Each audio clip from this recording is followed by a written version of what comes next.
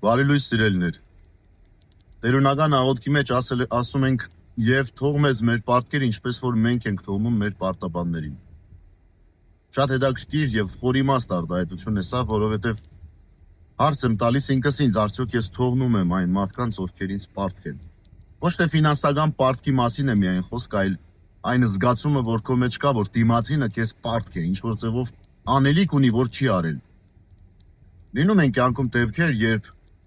նույնիսկ մտերիմ մարդը, վստահելի մարդը սայթակում է, սխալվում է եւ իսկապես պարտք է մնում։ Եվ այստեղ հարց է առաջանում, որքանով ենք մենք պատրաստ ներելու, թողնելու, բաց թողնելու։ Այստեղ արդարության մասին չի խոսքը, այսինքն արդարությունը չէ, որ պիտի կորի դրանում, այլ այստեղ մեր ներքին զգացողությունն է կարևոր, որքանով է մեր սիրտը հանգիստ Աստծով։ Սա լինում է այն դեպքում, երբ ես վստահում եմ Աստծուն իմ կյանքը, երբ ես գիտեմ, որ այսինչ բան իմ կյանքում տեղի ունեցել, Աստված գիտի դա, Աստված տեսնում է դա։ Եթե անգամ ես այլևս անճար եմ այդ հարցին լուծում տալու,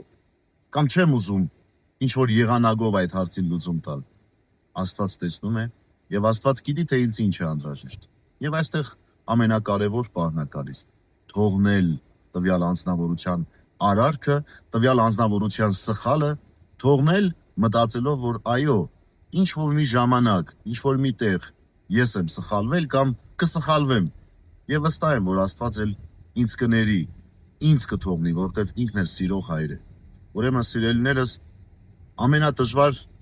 երևույթներից մեկն է, գոնե ինձ համար, բաց թողնել։